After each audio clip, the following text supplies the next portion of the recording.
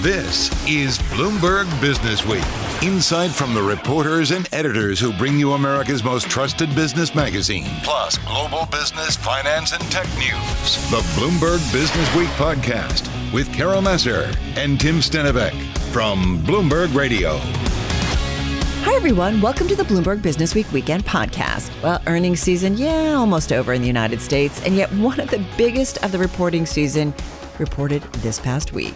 We're talking about NVIDIA, the artificial intelligence semiconductor darling with the third highest market cap weighting in the S&P 500. It's also the top gainer in the S&P 500 this year after taking the top spot in 2023 when it returned close to 240%.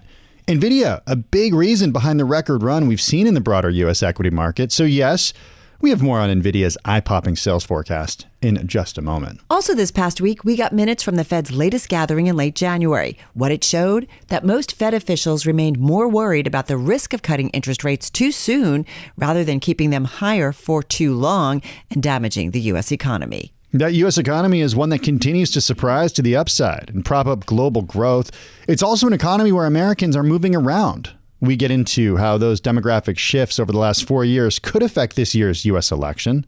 Plus, Maryland Comptroller Brooke Learman on the good and the bad of her state's economy. All of that to come. We begin with NVIDIA earnings. Out this past week, NVIDIA predicted another massive sales gain for the current quarter, adding fresh momentum to a stock rally that's already made it the world's most valuable chip maker. Investors continue to bet that the company will remain the prime beneficiary of an AI computing boom. We got more on the quarterly results and outlook with Bloomberg News U.S. semiconductor and networking reporter Ian King and Bloomberg Intelligence senior tech industry analyst Kunjan Sabani. I just spoke with a fund manager on this very topic, and what he said was, ignore all of the stuff that Abigail has just beautifully told you about and explained all of these multiples and numbers doesn't mean anything. What NVIDIA did was firm up in everybody's mind, this is real and this is going to continue.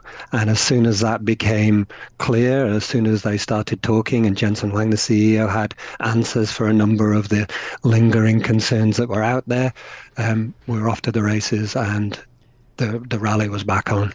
Yeah, it's kind of remarkable because we really did bounce around. Kunjan, come on in. As you've gone through the release, had time to digest what we got from NVIDIA, what to you is so remarkable about the results and the outlook in your view? I think it's similar in what lines to what Ian said. It was not the magnitude of the beat that was sort of expected. It was the quality of the report, especially the sustainability of the demand. Look, demand didn't just increase from the large cloud players, which we expected. Demand is strong from enterprises. Demand is strong from new avenues like new verticals, automotive, healthcare. Demand is strong from the hyperscalers. And now you have these sovereign entities coming in also buying. So the broad-based demand and the health of it and the sustainability, what was really drove the investor confidence. Hey, Ian, you know where I'm going with this because I ask you this every quarter, every few months, and it's about the basics of economics here. When there is something attractive in the business world, you have a lot of companies run after it. And I'm wondering about NVIDIA's moat here. To what extent do they have a moat, and is it established around what it does for AI in the AI world? And to what extent are competitors able to actually catch up here? Yeah, two things to answer that. I think overall growth is going to lift all boats if the projections that we've seen from people like Jensen and people like Lisa Su at AMD are true. Everybody's going up in the short term on this, so we don't need to worry about the competitive dynamics. Long term, there are clearly companies who are looking at NVIDIA selling chips for multiple tens of thousands of dollars and saying, I want some of that action, and they're going after it. But this is something that NVIDIA have been working on for several years, and guess what? They're going to have a new architecture, a new chip coming this year, and guess what? The rate at which they're introducing new technology is increasing. So not only are they anticipating competition, but they're doing something about it already. Well, and I want to kind of get into that. First of all, I want to show a chart for those who are watching on TV and on YouTube and on our streaming service. But the NVIDIA data center revenue, I mean, the chart, it's just astronomical in terms of how much it has taken off just from last year. It's like mind blowing.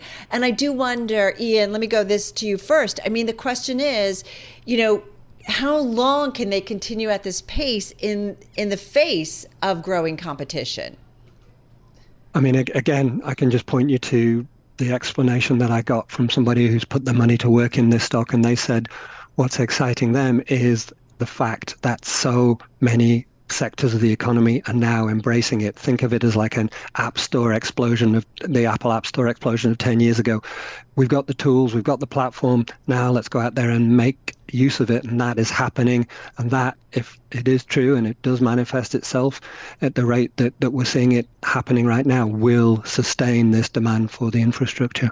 Kunjan, I heard you earlier on TV about how you believe NVIDIA deserves the higher multiple that it trades at. Is that because of something like that data center revenue growth and how it's expected to continue? Absolutely. I mean, right now, the biggest opportunity in semiconductors is AI, right? There's only one player having about 95% or more share. So they have the best revenue growth. Second, margins. When you look at, they're right now have software-like gross margins, something we don't see often in semiconductors. I mean, if just to put in perspective, their next year's operating income is going to be larger than Intel's revenue. I mean, one of the largest semiconductor companies that we know, right? So that tells you they're not just growing, they're growing profitably. And the competitive landscape, as Ian said, right now, there is only one other player. So for the near term, they have the benefit of reaping all the AI spending, which again, is going up across the board. Well, that's what I wanted to hit on, Kunjan, is total addressable market here. How do you think about that at Bloomberg Intelligence? Like, who's out there that still doesn't have these products, and to what extent are they going to be upgrading products as NVIDIA comes out with new products? I mean, everyone has the product, but what we are seeing is the total IT CapEx, right, is rising. 2024, from what the cloud customers have announced, they're increasing their total spend by almost 30% at the midpoint. Now, within this spend, the portion of dollars going to AI is increasing exponentially. So you have the pie growing, the portion of AI within the pie growing, and right now, it's all, the only one company monetizing hand over fist is NVIDIA. Well, okay, so let's go a little bit deeper into competition, Ian. I mean, it's coming. You talk to us about this every time you come on with us. AMD coming out with a rival AI chip. Intel is working on it. NVIDIA's top customers, who are so important in terms of their revenue growth, they're working on things too. I mean, you have a story too today about Intel and Microsoft linking up, and I feel like, you know, frenemies within the tech industry, like people are trying to figure out their way forward. I guess my point, bottom line, is competition, though, is coming here for NVIDIA, but will the market be massive enough that it just doesn't matter, Ian? That's absolutely a possibility. The other thing to think about as well is, from a technical perspective, for 20 years, the whole of the data center industry had every incentive to replace Intel. Intel was charging, you know, an arm and a leg for its server chips. They had every incentive to go out there and replace it, and they couldn't, because guess what? This is difficult. Intel fell away from that edge. NVIDIA has replaced it in many respects with a newer technology. Everybody's got every incentive to try and knock them off the perch, and they will absolutely try. But right now, the pace that this company is moving at, the resources it has, and importantly, how widely it's been deployed already, makes it very difficult for anybody to try and replace it with software, with chips, or with, you know, the other infrastructure that goes around it. Kunjan, help contextualize this moment in the history of technology right now, because I've heard some analysts compare this to, okay, certain like unleashing of the internet, the beginning of the dot-com bubble back in the mid-1990s here, and comparing this to when Americans did get widespread access to the internet and what we saw built in Silicon Valley after that. How do you think about what's happening with NVIDIA, what's happening with AI in the broader context? I think I would, the analogy of sort of an iPhone moment would be appropriate. You know, when iPhones and smartphones came up, when you think of adoption and penetration, right? Businesses earlier were thinking, oh, we should have a mobile strategy, right? We should have a mobile vehicle to get to customers. Eventually, if you were a business who did not have a mobile strategy, that would seem insane. So I think that's something what we are seeing here right now. Gen AI and AI still is sort of a sexy thing. We would, if this demand does have legs under it, we should see it go to a point where it just becomes the norm on how you do business.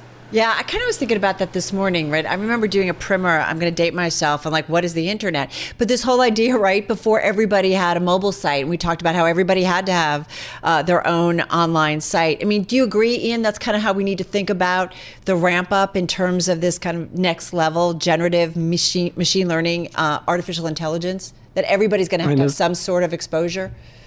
I think you have to think about it in a micro way from your own personal life. As a resident of a big city, would you pay $10, $20 a month to never drive your own car in the traffic and to have that taken care of you by a machine? Probably. Yes. Right? Yeah. So then you multiply that by all of the mega cities around the world, the Tokyos, the Seuls, the Shanghais, all of those people who live in that kind of city paying 10, 20, 30 semiconductors needed to support those vehicles that are driving themselves, and you've got a big number already, and that's just one sector.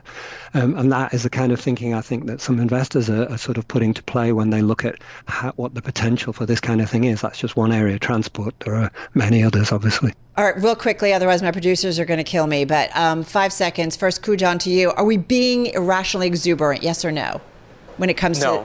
No. Ian? Being exuberant, whether it's irrational or not, who can say?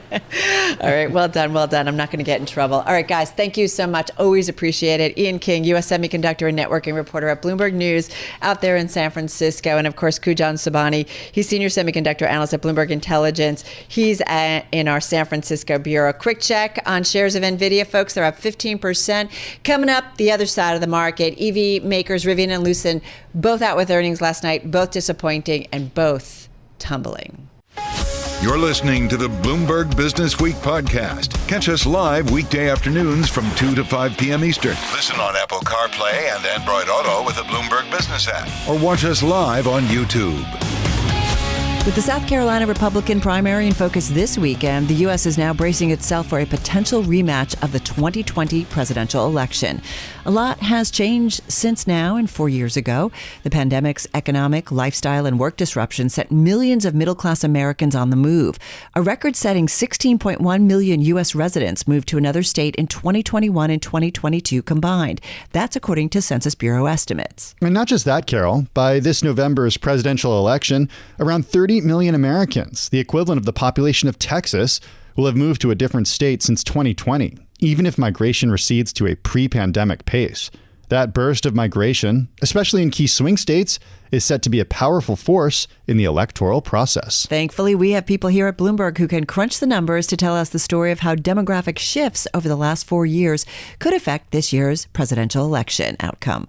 Sean Donnan is Bloomberg News senior economics writer. He joined us from the nation's capital. We set out in this story to think about how that might affect the election. And when you do that, you really start very quickly zeroing in on 6 or 7 states, the kind of battleground or swing states that we're thinking about this year. And when you start looking at the state level population changes there, you see some really interesting things. Well, one of the states that you focused on was the state of Wisconsin. So tell us what you found while reporting on the state of Wisconsin, who you spoke to, the companies that are employing people and attracting people to the area, and then, of course, what that does to the demographics. Absolutely. Look, as we were crunching these numbers, Wisconsin very quickly stood out as a place that we should be looking at more deeply. And one place in Wisconsin in particular, and that's Dane County, Wisconsin. That's the fastest growing county in Wisconsin.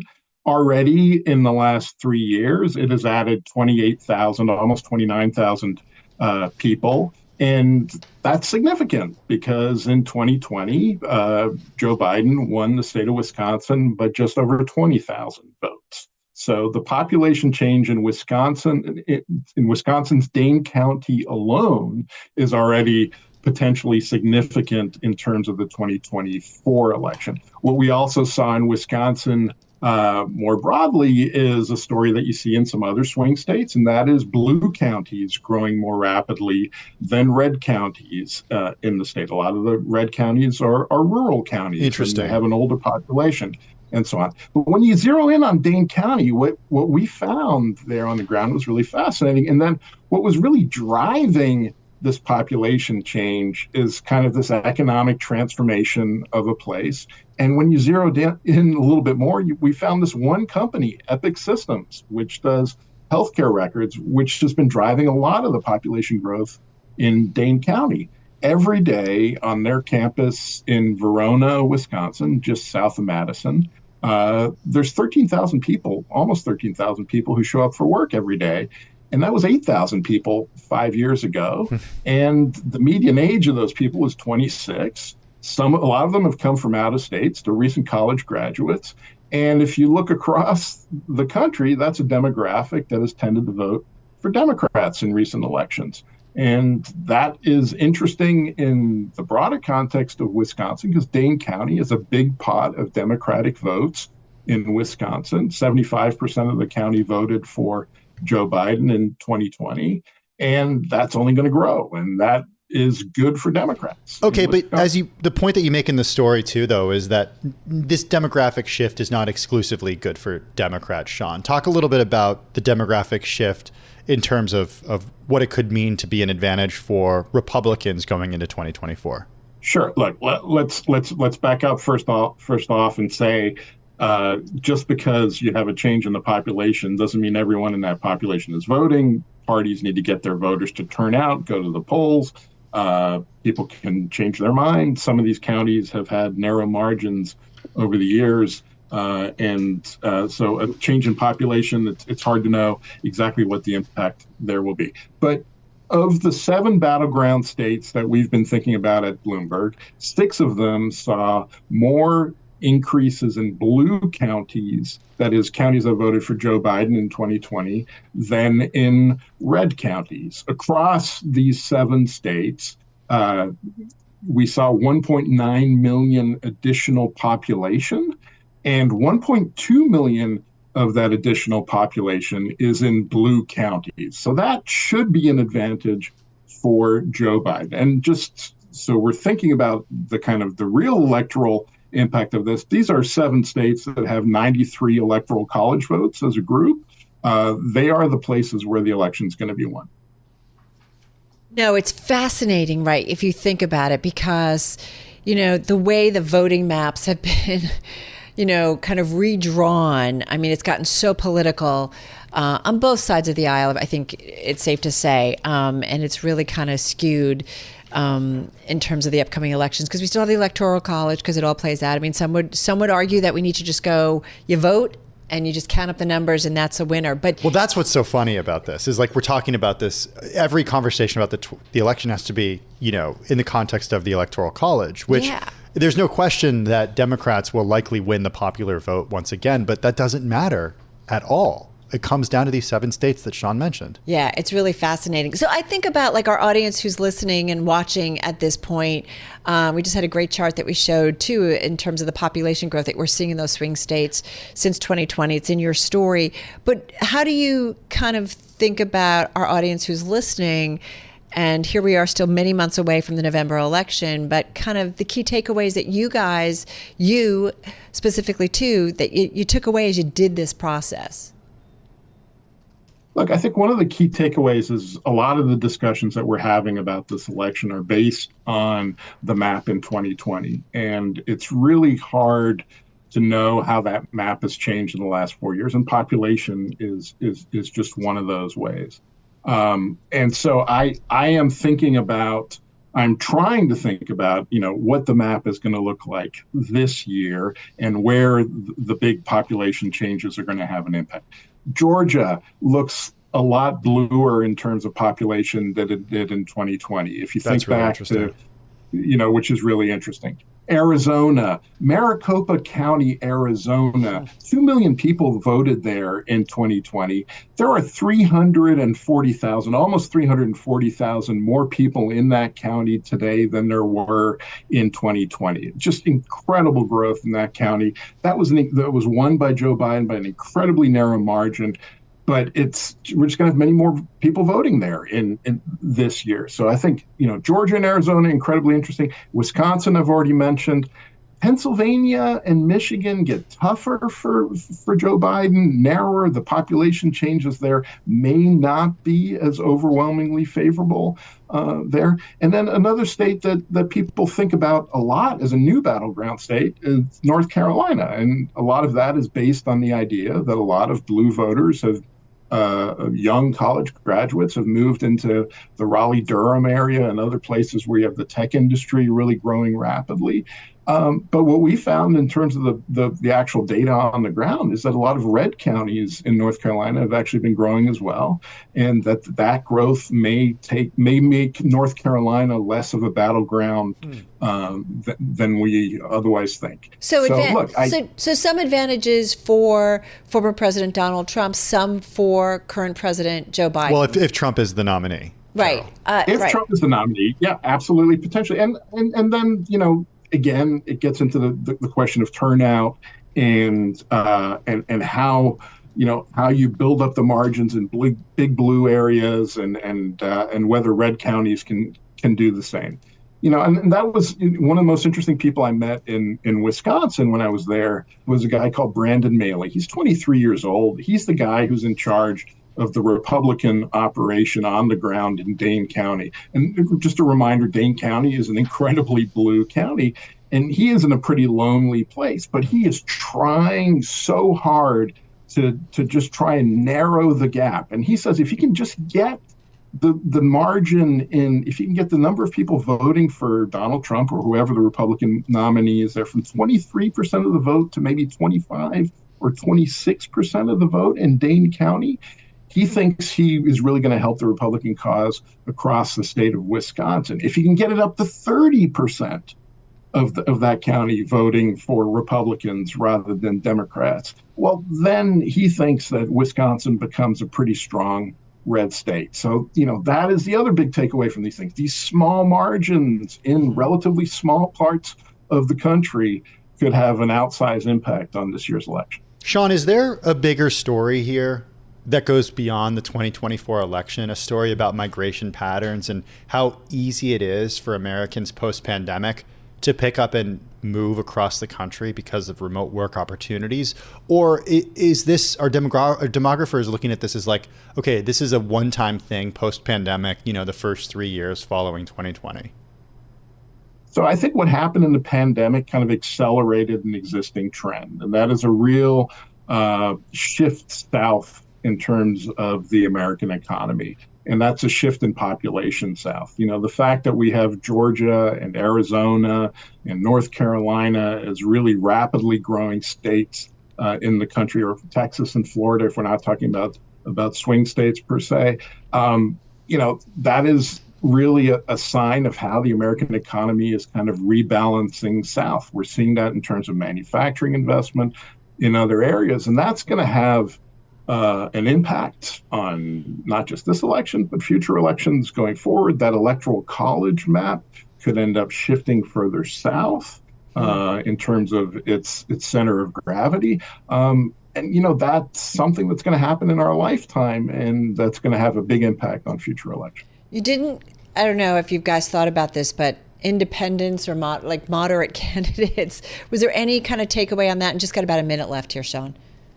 Look, I think, and I'm, I write about economics. I'm not one of our political gurus, but I think one of the most fascinating things going on in the U.S. electorate right now is the number of people who identify as independents. 40% of Americans identify as independents rather than as Republicans or Democrats. Independents are really going to be a huge part of the story this year. And I don't know where they live right now, but they certainly are going to be the ones who decide who our next president is. This is a great story. That Sean and Christopher Cannon put together. I encourage everybody to read this one. Go check it out online at Bloomberg.com because the graphics in here are absolutely indispensable. You got to check out the story here. All right, and you can find that again at Bloomberg.com or check it out on the Bloomberg terminal. Carol Massar along with Tim Stenovec. You're listening and watching Bloomberg Businessweek. This is Bloomberg.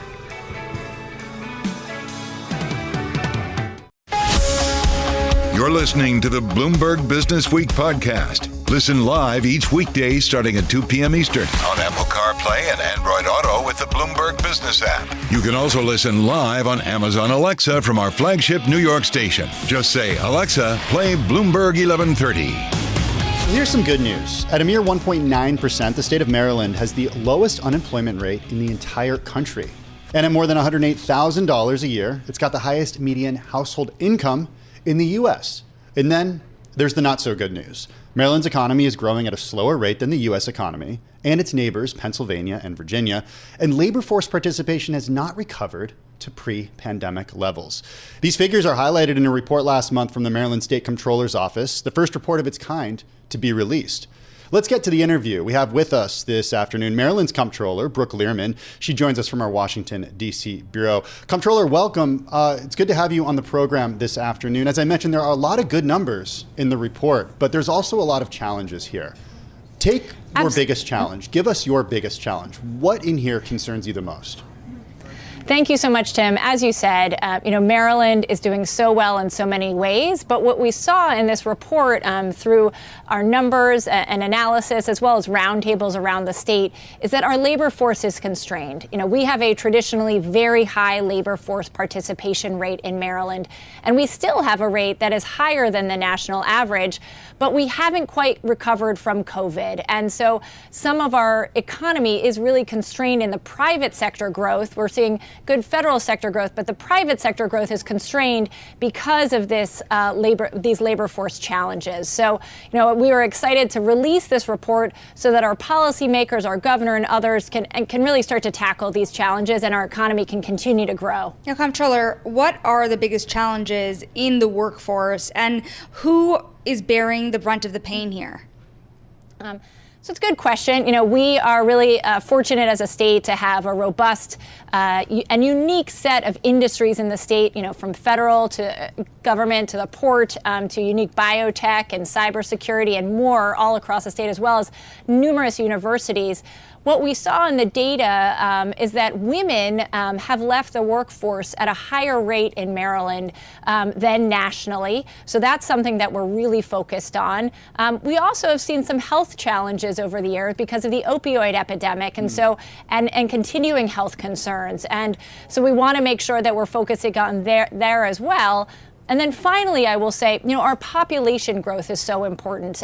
When you're talking about labor force, it's about, the number of people both who live in Maryland and are participating. And we have seen lower numbers of growth in terms of population in the past few years since COVID. And so we want to make sure that there's a place for everyone in Maryland, that they can afford a home, that they can send their kids to our great public schools. And so that's where we're focusing as well. Okay, Comptroller, I want to zero in on one issue that you mentioned. It's women leaving the workforce. I was really shocked to see the decline of child care centers in this report in the state of Maryland. We are seeing that you predict by 2027 there will be only 2,700 child care providers in the state, down from nearly 6,000 in 2018.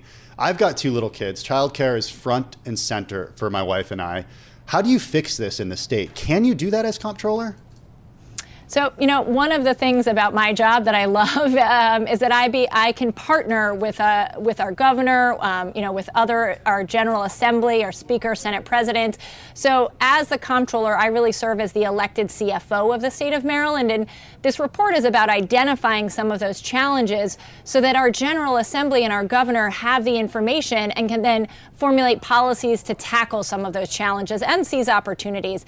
And this child care one is a huge one. I'm also a mom with two children. I understand the challenge of finding childcare, and it is essential that we get it right, that we make sure that there's space in our economy for childcare providers of all types, the private settings, but also the in-home care that many Marylanders and many folks who are below median income really rely on. And so that is certainly a focus of the General Assembly and the governor. He, in fact, mentioned it in his State of the Address this year. Do you think it's something that the state can fix on its own, or do you need the federal government to help? I think it's going to have to be a partnership. We will work with the federal government in terms of the child care block grant program. Many years ago, we changed how we paid in Maryland to pay more. In fact, in the Office of the Comptroller, just this past year, we completely changed how, working with the Maryland State Department of Education, how we reimburse child care providers so that we could provide repayments and reimbursements in a much more timely fashion. So we're very focused on that child care piece to ensure that women have the opportunities that they want to work out of the home. I want to switch gears a little bit here, and I want to talk about something that's on the top of a lot of people's minds right now. It is tax season. I want to think about your posturing versus some of the others around you. For example, Virginia Governor Glenn Youngkin has been of the side of saying the taxes are too high. Yet at state and local levels and at the federal level, we're obviously facing massive constraints on budgets. How do you think about the tax equation for the folks who live in Maryland? I think we can never enter into a race to the bottom. In Maryland, we're proud of our amazing public schools. I graduated from Maryland public schools. My two children are in public schools. We have amazing state parks. We have a robust healthcare system. And so I would caution us against, entering into any sort of race to the bottom as in terms of tax policy. I think what we have to focus on is making sure that Marylanders are getting the support that they need, that our businesses are able to grow and thrive here in the state of Maryland, and that we have the labor force available, a well-educated, a well-trained workforce available for employers so that they know that they can grow here over the long term. Curious about the race to the bottom a little more. How do you compete with other states that are participating in that race to the bottom, particularly if you're trying to build a labor force? Well, over the long term, what you see is, although Marylanders, if you look at the age brackets, Marylanders may be moving out of state when they're younger. When they're older, we actually see, the prime workforce age Maryland people moving into the states. And that's because of our schools. It's because of our opportunities. It's because of our housing stock. Those folks are finding their way to Maryland because of its reputation for being such a family supporting state. And so, that's where we have to focus on making sure then that those Marylanders can find the housing that they need, right? I think where I would focus is on making sure that the housing is available so that people can grow here, thrive here, and then retire here as well. Comptroller, I want to talk about federal government employment because a relatively large portion of the state compared to other states works for the federal government. 5.7% of total Maryland employment compared to 1.9% of total employment nationally.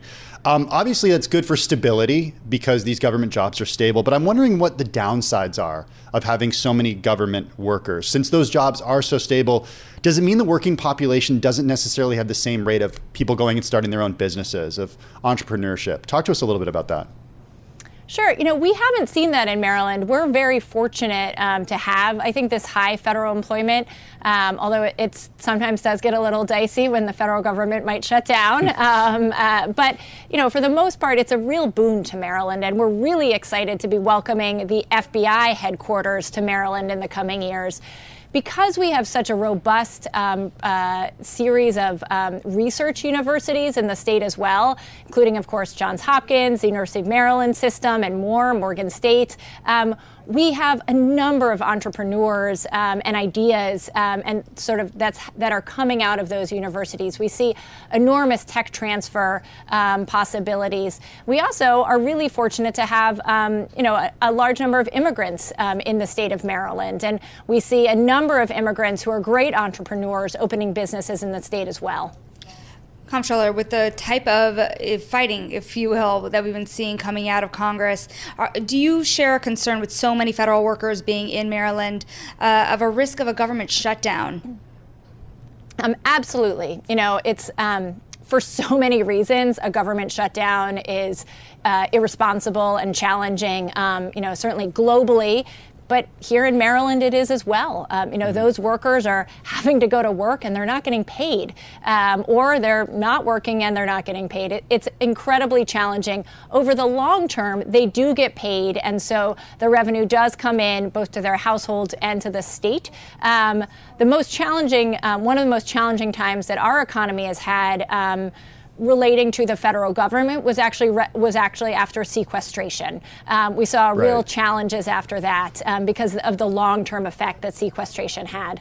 We only have about 30 seconds left, but you were a Democratic delegate back in 2016. I got to ask you a national question about the Democratic Party. Why do you think there haven't been more competition from within the Democratic Party against President Biden, given the challenges that he faces for re-election?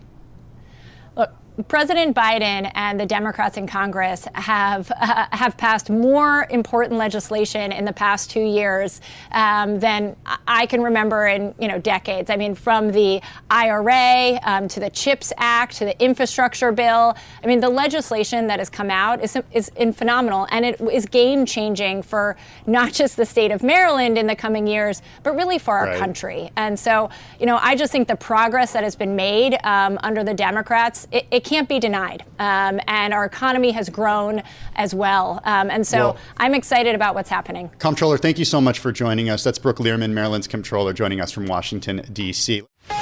You're listening to the Bloomberg Business Week podcast. Catch us live weekday afternoons from 2 to 5 p.m. Eastern. Listen on Apple CarPlay and Android Auto with the Bloomberg Business App. Or watch us live on YouTube. Plenty ahead in our second hour of the weekend edition of Bloomberg Business Week, including the well-known hedge fund giant who is no stranger to social media and who made his way up the annual Bloomberg list of the best paid hedge fund founders. We've got the details on Bill Ackman's big 2023 payday. From hedge funds to hoagies, why the billionaire family behind the iconic South Jersey chain Wawa believes they can mirror the same cult status in other states. Plus, our Bloomberg Pursuits team unveils the 8 secrets learned working as a butler at Raffles, Singapore. It's a pretty amazing list. And that includes whether it's memorizing how you sleep or sourcing toilet paper in your favorite color. The hospitality gurus at this historic Singaporean hotel have mastered the personal touch. And by personal, sometimes we mean really personal. That's true. Well, first up this hour, more signs of a rough road ahead for the EV space. The electric vehicle makers Rivian and Lucid both out with earnings this past week that sent their stocks dropping on the news. Rivian also cutting 10% of its salaried staff as its output forecast misses. Lucid's production outlook also disappointing. Yeah, it's been a rough go so far this year for electric vehicle adoption. Rather than muscling aside gas guzzlers, sales of fully electric cars this year are set to grow at the slowest rate since 2019. This is according to Bloomberg NEF, with the unexpected stall in momentum intensifying competition. In fact, Ford cutting the price of its electric Mustang Mach-E by as much as $8,100 after its sales tumbled 51% in January. That was when Ford had to stop offering tax incentives on the plug-in model. Ford also cutting production of the Mach-E and the F-150 Lightning plug-in pickup truck. So a lot has changed in a very short time. Yeah, it does feel like a 180 in terms of the expected ramp up to EV adoption. All right, so where does that leave the crucial component for EVs? We're talking about the chargers. After all, without chargers, there are no EVs. So for that, we checked in with Brendan Jones. He is President and Chief Executive Officer of Blink Charging. Company customers include Alphabet, Amazon, AutoNation, Ford, GM, hotels, and cities around the country. Well, despite of what we see as some cuts from certain OEMs, we're still seeing an overall increase in the market. The U.S. had 1.3 million EV sales last year. And if you're a single OEM and you had 1.3 million sales, that would be outstanding. And even Bloomberg yourselves, you still see an increase. In 2023, we're 14 million. You're projecting 16.7 million next year. So while it may slow down a bit, the industry is still moving forward and progressing. There's going to be some structural adjustment, but we're still seeing the OEMs have invested north of $700 billion in EV platforms. And those vehicles are still coming to market. Some are going to do better than others. Others need price adjustments. We still need the cost of the battery to come down a little bit to get parity with internal combustion engines. But all that is happening. So we remain optimistic, maybe a little slower. But when we think about the gap between EV sales on the vehicle side and the need for infrastructure, there's a lot of catch-up work to be done on the infrastructure. So we see nothing but increased orders and increased revenue for Blink. Increased orders, increased revenue for you guys, but at a slower pace. Is that the kind of reset, to be fair, Brendan?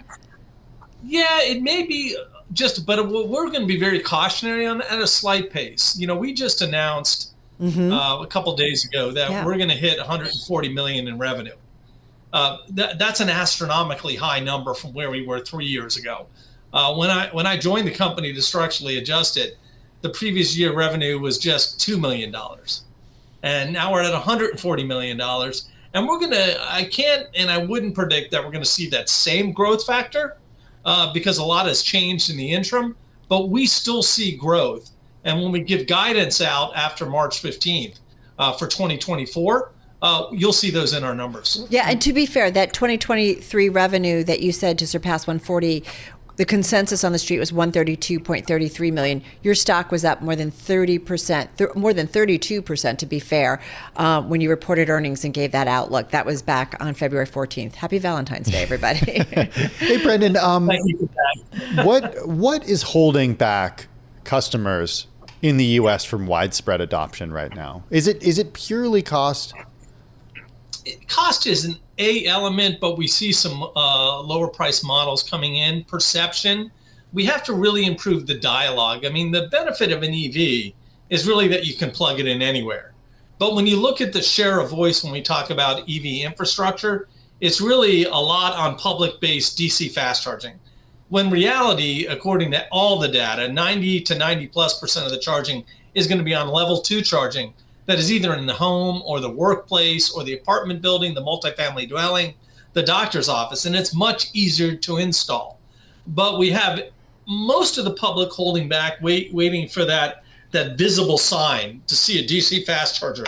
But we got to break that myth. That's the old paradigm. The new paradigm is charge anywhere. And unfortunately, as Americans, we think we use our car more than we do, but the DOT has had consistent stats for the last 30 years. They sit 95% of the time.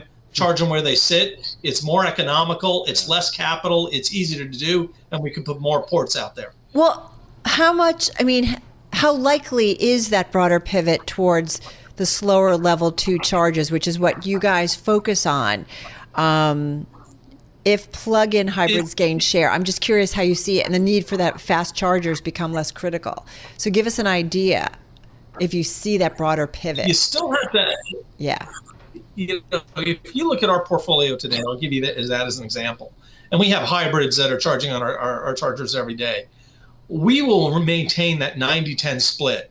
10% is going to be DC and 90% is going to be L2. Well, we think that's healthy. That's globally, right? Because we're not United States based. We're in Europe, we're in the United States, we're moving into Southeast Asia, we're in Greece already, we're globally, we're in 27 countries that we have today. So we have the benefit of seeing where the future utilization is going to be, especially in the European countries, that they've already structurally adjusted. And utilization on our chargers there is way up compared to the United States. And eventually that's going to come to the United States. So hybrids that are coming out have now a dependency on just being electric.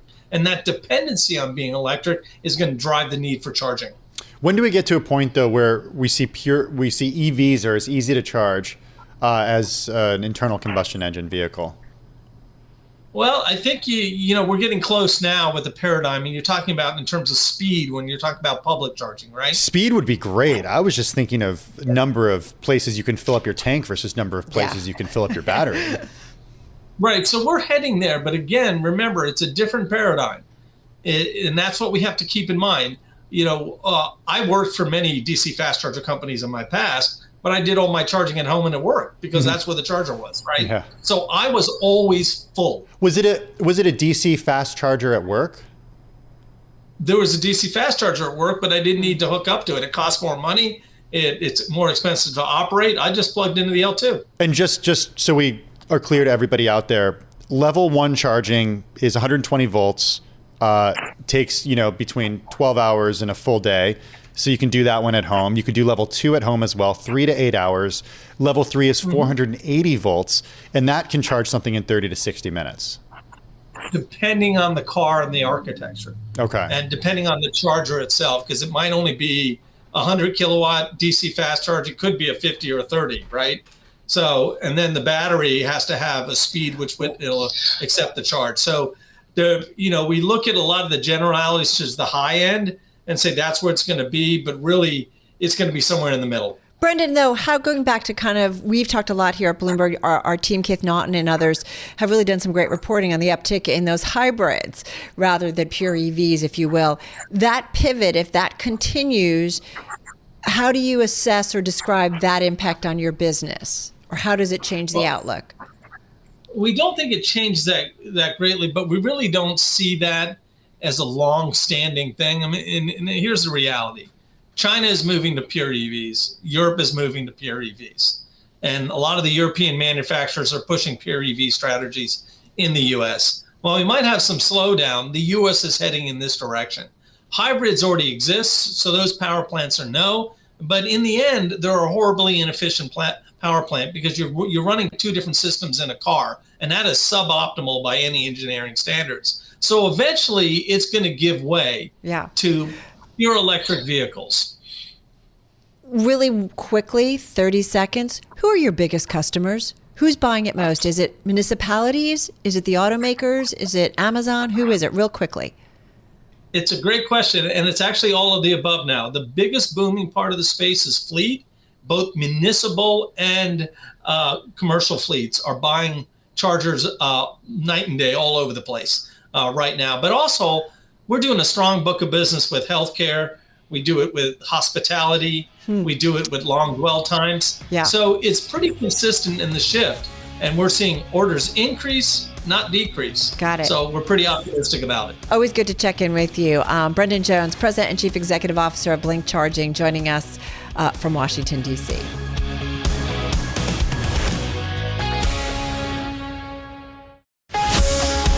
You're listening to the Bloomberg Business Week podcast. Listen live each weekday starting at 2 p.m. Eastern on Apple CarPlay and Android Auto with the Bloomberg Business App. You can also listen live on Amazon Alexa from our flagship New York station. Just say, Alexa, play Bloomberg 1130.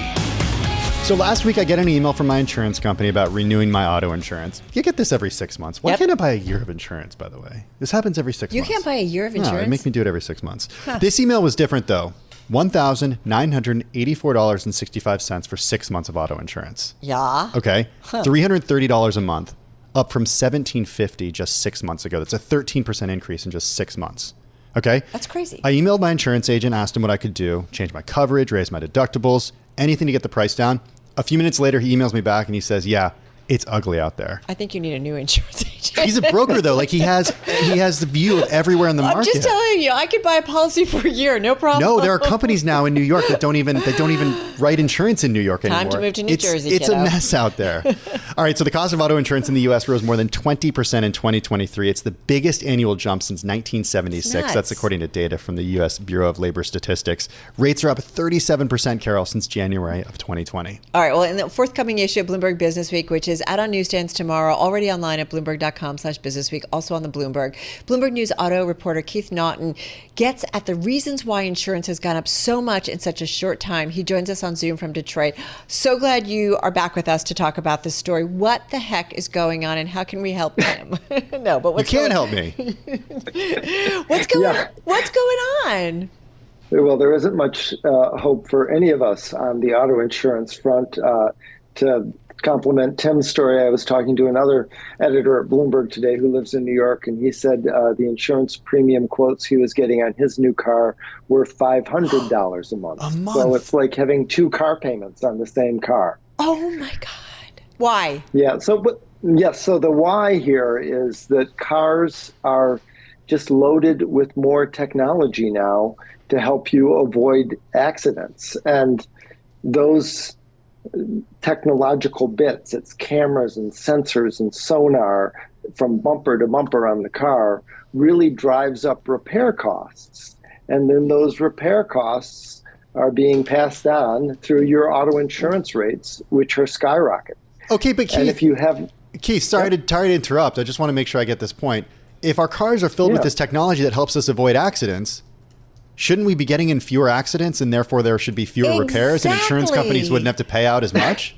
Man, my car basically drives itself. It's so much safer than rather me driving it, to be quite honest. Yes, that's way too logical. That's exactly what should be happening, but is not happening. And in fact, what's been happening since 2020 is auto insurance claims are going up, not down, despite all this whiz-bang crash avoidance technology that today's cars are laden with. The reason behind that has something to do with distracted driving. We all have our phones in the car, or if you're not looking at your phone, which is illegal in New York and many other states, while you're driving, then you have this big touch screen in the middle of your dashboard that you're glancing over at or touching or, focused on instead of the road. So accidents are up, fatalities are up. It's the safety technology. It might be helping us survive crashes, but it's not reducing crashes. I'm just going to tell you guys, I even get a dividend check at the end of the year from my insurance company, which I've been with for almost 30 years, since I was a teenage driver on my dad's policy, and I kept it. And then when they have a good year, we get a dividend check. So okay. I'm going to have to talk to you. Wow. It's just kind of, I'm sorry. You should check to see how much you're paying, though, because I bet it's a lot. No, I do look, but I will check again. It's kind of wild. And, what I'm worried about is, wait a minute. I'm going to go on my soapbox for a little bit more here, Keith, because I do feel like I wish like traffic cops actually police driving too, because I do feel like driving has gotten more aggressive. People fly through stop signs. Like, I just feel like there's some stuff going on that it's kind of the wild, wild west on the road. But I don't know that relates to your story, but I just feel like people are a little crazy on the roads today, and maybe that's why when they get in an accident and they're also distracted, there's a lot going on, and so then it's just going to cost more. I don't know. 100%, Carol, and that's why auto insurance companies now, some of them offer you the option of attaching a device to your car so they can monitor your driving. If you prove to be a good driver, like I'm sure you would, Carol, then you actually get a reduction in rates. But that raises sort of privacy concerns. Lots of folks don't want their insurance company knowing everywhere they're going at all hours. So people decline that. But that is one way to try and reduce your rates. But rates are climbing. I did the same thing Tim did last year. I looked at what I was paying, and I couldn't believe it. And so I started shopping around and found a cheaper rate. But it's getting harder and harder to find a lower rate because all of them are going up, and the insurance companies are not only doing it because they have higher repair and crash costs, but also because they are now making a lot more money doing that. I'm glad you bring up the more money part because it turns out that insurance companies are doing pretty well right now. So Travelers closed at an all-time high earlier this week. We learned from Progressive earlier this week that profit for the most recent quarter more than doubled from a year earlier. So maybe they're charging too much. If their profit is going up that much, that means obviously even when we have an accident, it's not costing that much, even whatever they pay out. Am I like? I don't know. I mean, what are we? My logic wrong? It turns out that we're all paying for. Like, it's pretty good to be an investor in some of these companies, Keith, and perhaps not so good because we're paying so much as customers. Right, and it's not just that the insurance companies are gouging us. There really are, honest goodness, reasons that it costs more. Let me give you one example from my story, and that is the Toyota Camry. So that was the best-selling car in America for decades. And in 2018, Toyota redesigned it and added a whole bunch of driver assist features, technology, radar, sonar, cameras, throughout the car. But just looking at the front bumper assembly, it went from having 18 parts to 43 parts. Wow. And so as a result, you get into a relatively minor fender bender with the Toyota Camry. And I'm not picking on Toyota. This is across the true industry. Of all cars. Yeah. But this particular example given to me by the folks at Mitchell International said what that did is it drove repair costs for the Camry. When you get in a front-end collision, it drove them up by 43%. That makes sense. Yeah. Keith, one thing that was so shocking to me about your story was the difference with EVs, and you bring up the Hertz issue. We only have about a minute left, but talk to us about how much more complicated EVs are to repair and why that's also driving up rates.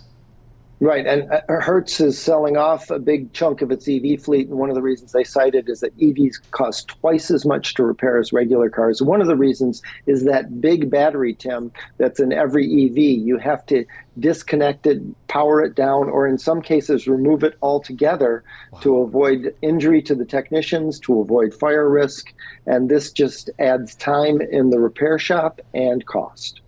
Unbelievable. There's also an interesting part of your story where you talk about all this new technology has also added a costly step to the repair process. It has to do with calibration, which is you just understand. You got to calibrate the sensors. It costs $500 more to do that when you get a right. Yeah, right. It's amazing. It's time consuming. Keith, thank you for this story. I sent it to my whole family because I was complaining to them about insurance recently. So it turns out I sent a lot of Keith stories to my whole family.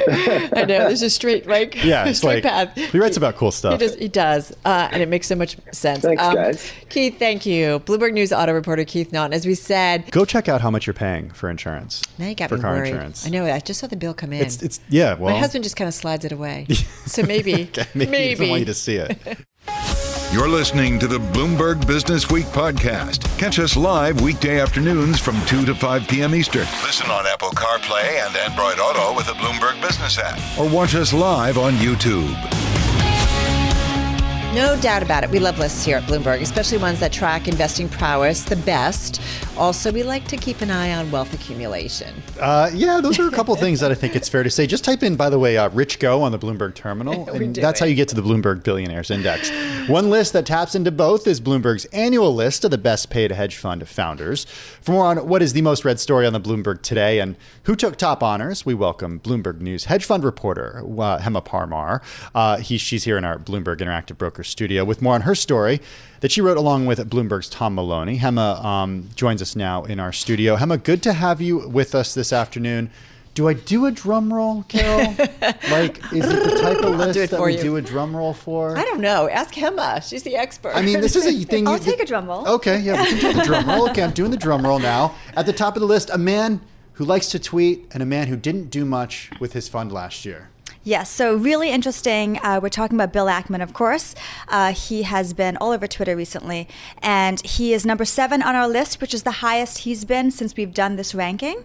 And what's interesting is he took home $600 million after basically just sort of adjusting his portfolio of 10 stocks kind of on the margins. He brought down one position a fair bit, but in general, it's a highly concentrated book, and it's worked out well. The fund was up almost 27%.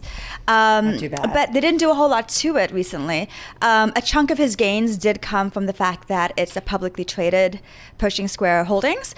And so that helped him a great deal too. A good third of his money came from there. Yeah, it's interesting when I was looking over this list, take a step back for us. How do you put this together? Because your methodology in this story, there's a nice, a big, long explainer. Yes. There's got to be a lot of stuff you have to go through to figure this out. Yes. So Tom Maloney is my colleague on the story. He is the wizard behind doing all the calculations. And so we do take our time to get all the right inputs, assess how the fund did, look at their public filings, assess who gets what stake of the fees and has ownership stake. So you can read the nice, very thorough methodology at the bottom of the story, but it does take a minute. Well, and the reason I do ask is how much is performance, how much is fees ultimately, and how much these dudes make? Yes. And so they were all dudes, weren't they? They were all dudes, yeah. I don't think we've ever actually had a woman on this ranking before. Not yet. That makes me sad, but go ahead. Me too.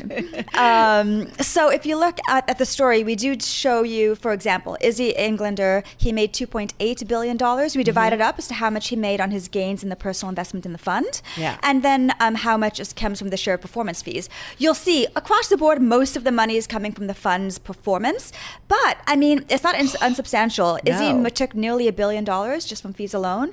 Ken Griffin, $1.1 billion from fees alone. So it's hefty still. What's the fee breakdown traditionally versus what it is right now? I mean, 2 and 20 is what you hear about with hedge funds, but it's a little more complicated than that. So it depends on the fund. If it's a big name fund that everybody wants to get into that has strong performance, that you can charge 2 and 20 or sometimes 2 and 30, or Element charged as much as 40% performance fee. They bumped that up. So then you can. Smaller, emerging, newer funds typically bring that way down. The multi-manager funds, so like a Millennium or Citadel, they have a pass-through, so they pass on a lot of the costs, like compensation, leases, a whole bunch of stuff to the clients. So they pay for that. So is the management fee included in performance fee? The management fee and the performance fee, you mean for multi-strat specifically? Well, no, just for when we look at the top 15 earners. Top 15. Yeah. So we, in our methodology, we assume that the management fees go towards managing the company. so we do not factor that in.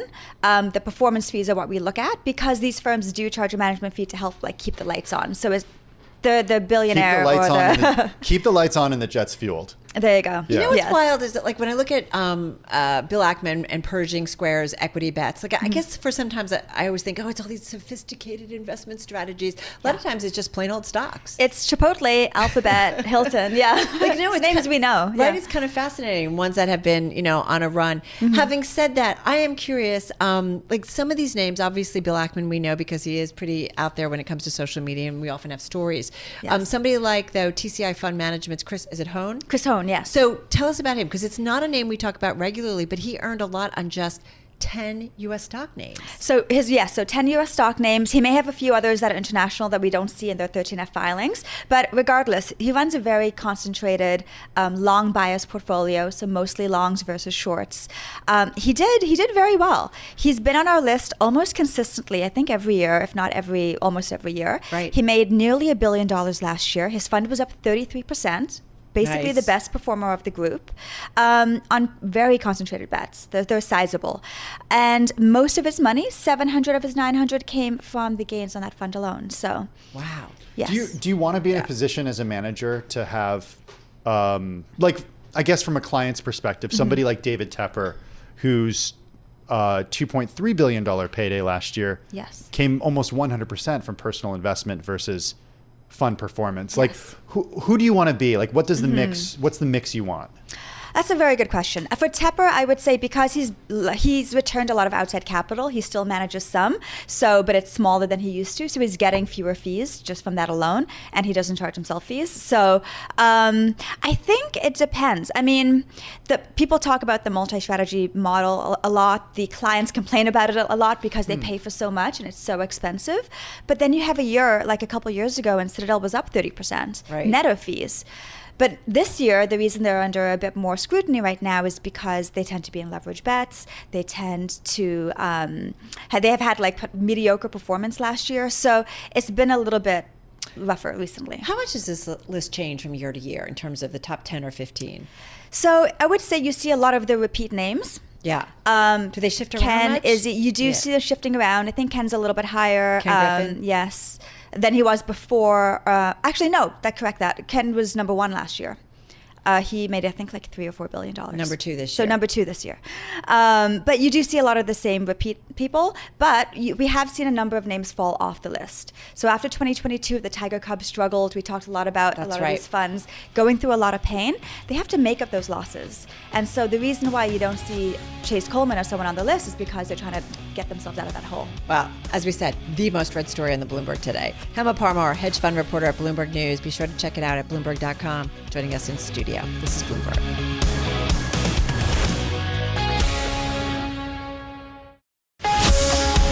You're listening to the Bloomberg Businessweek podcast. Listen live each weekday starting at 2 p.m. Eastern on Apple CarPlay and Android Auto with the Bloomberg Business App. You can also listen live on Amazon Alexa from our flagship New York station. Just say, Alexa, play Bloomberg 1130.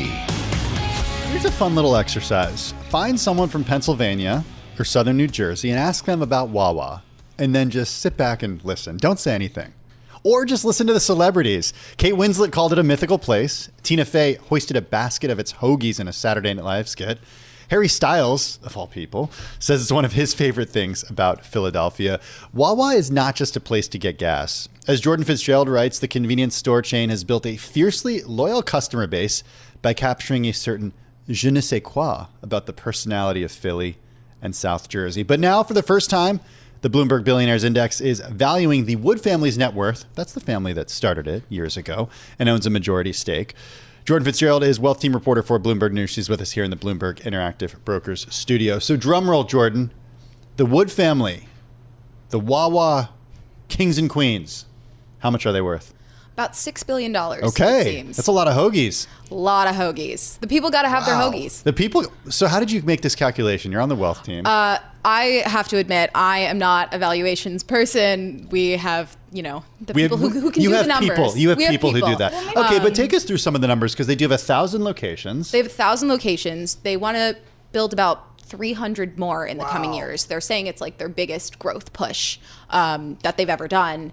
And they're pretty confident that they can make the Wawa magic like transfer beyond Philly and Jersey. You know, it's funny, if you think about Wawa, a little bit of detail for you here, Tim. It's not your average gas station. Probably the best food I've ever had at a gas station. It's quite crazy. I went out to various Wawas on last Friday, and I got lunch and a drink for $5. I was like, this is magic. Well, is that why it's doing so well, that you can get that lunch and a drink for $5 at a time where inflation is just roaring in this country? I think it's part that and part you go there and you can get everything you need in one stop. You can get, someone gets their gas pumped outside and you can run in and get all your food and coffee needed. Especially if it's in New Jersey where you're still not allowed to pump your own gas. And you know what? I love having my gas pumped. I'm not going to go on a rant here. New people from New Jersey chill, Tim. People, we outnumber you right now. Calm down in by this people radio from New booth. Jersey right now, so I'm going to sit tight. I'm not going to talk about it, but I want to pump my own gas. Okay, sorry, Shanali, you were asking. Why now? I mean, what caught your eye about this family and their growth at this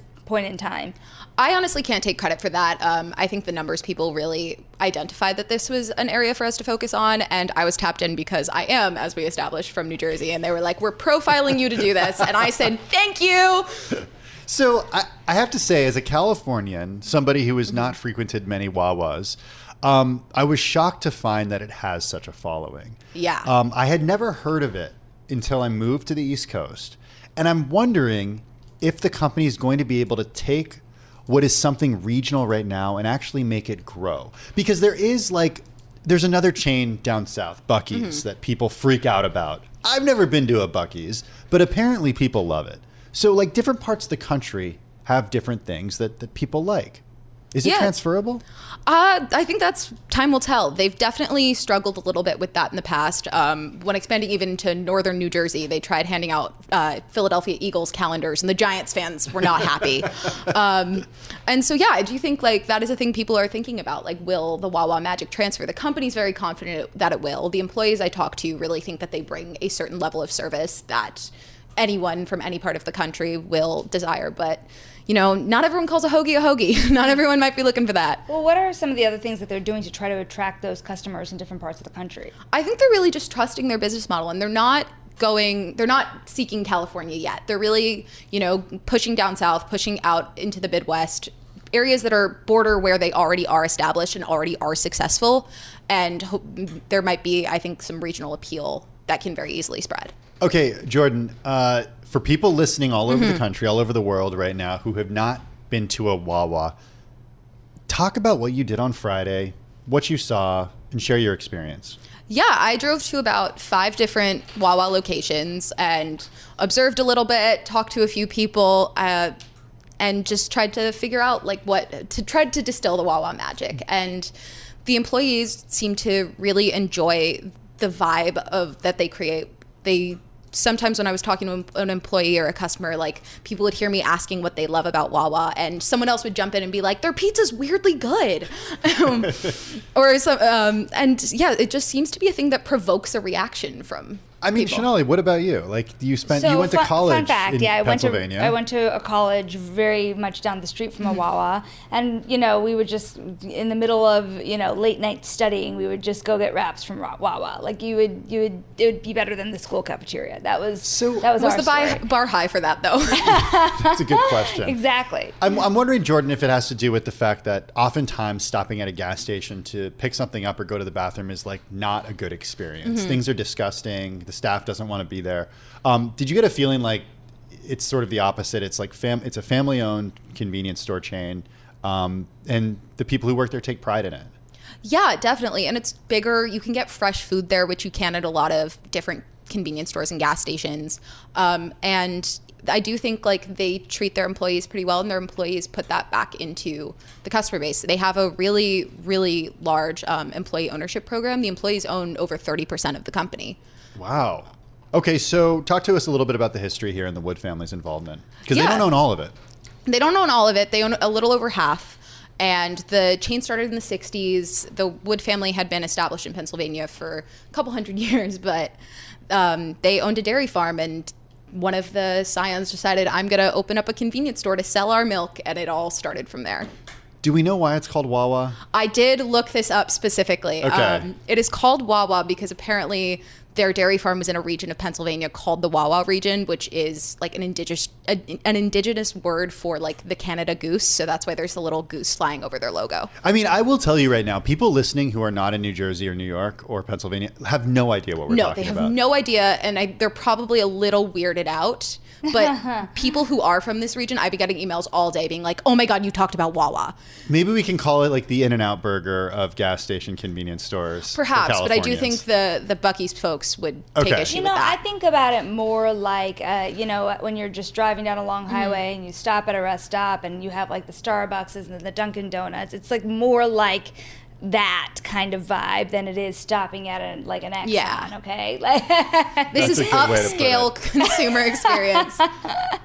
Employee ownership. That's a big deal here. I mean, that's not something you see with types of stores like this. No, and it seems to be a thing that they've always done. They seem to take pride in it. They advertise it on their website. And yeah, I talked to a Wawa employee who she was 20 years old. She went to Wawa every day for breakfast at high school. And when she graduated, she was like, I want to spend more time here, and decided to start working at Wawa.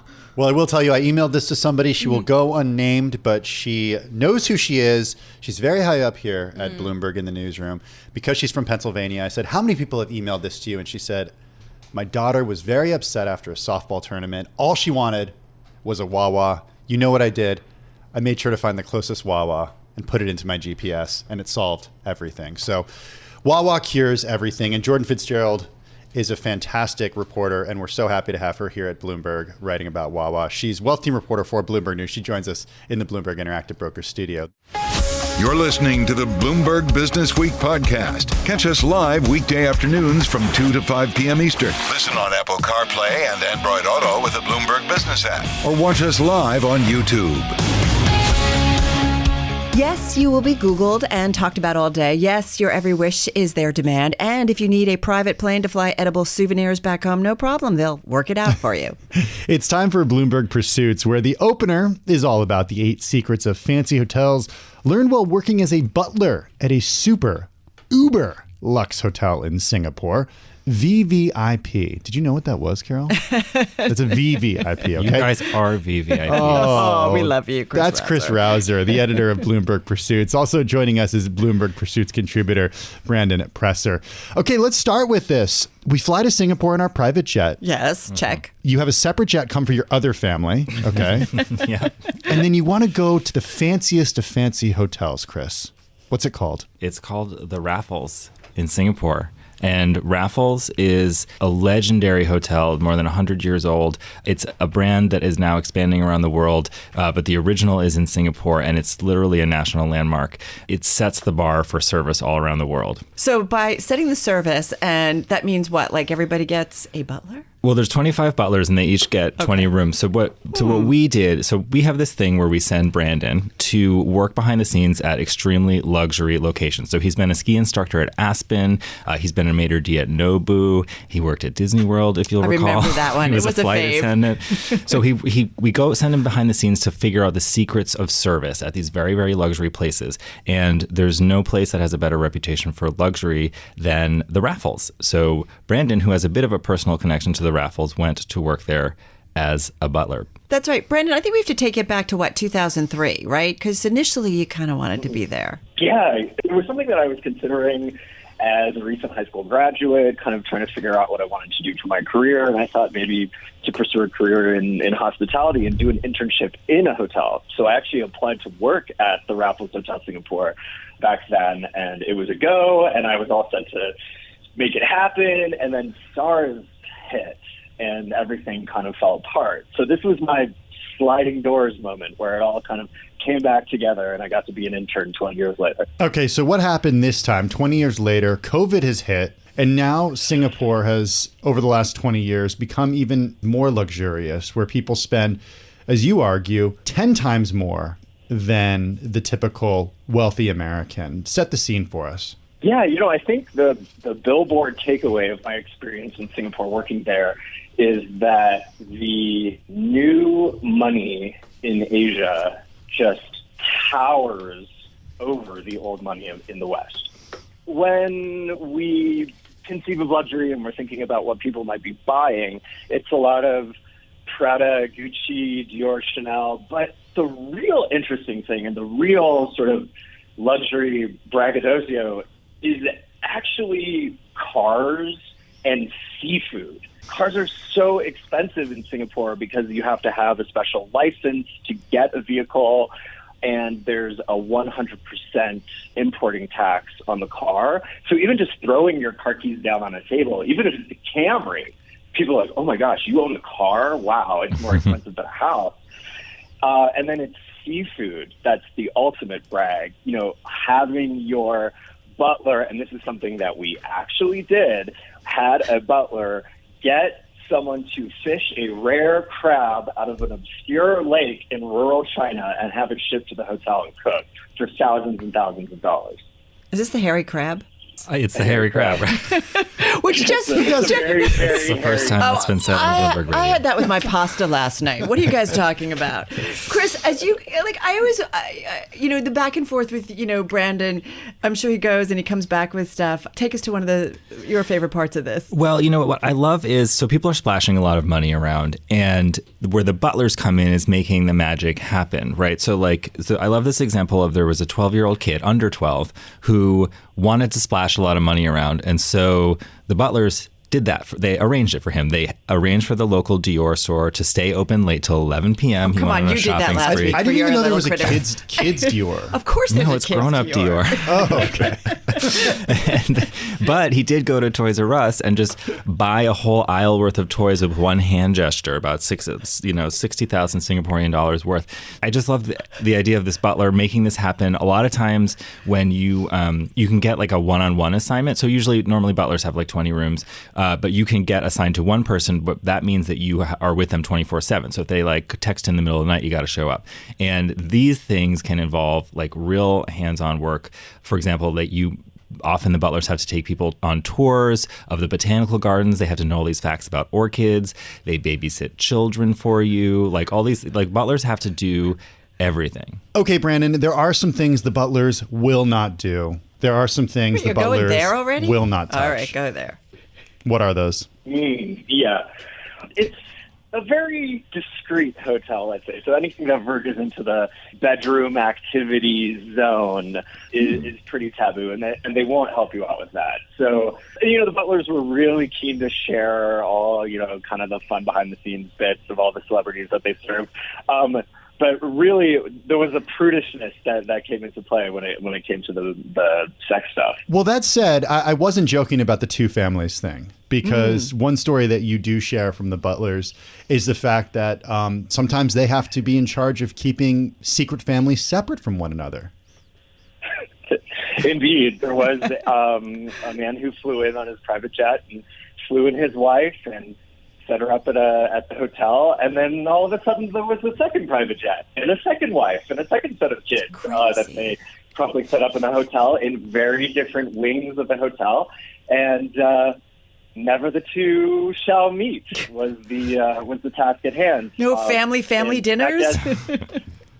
No double family dinner. That guest was particularly interested in the casino at Marina Bay Sands.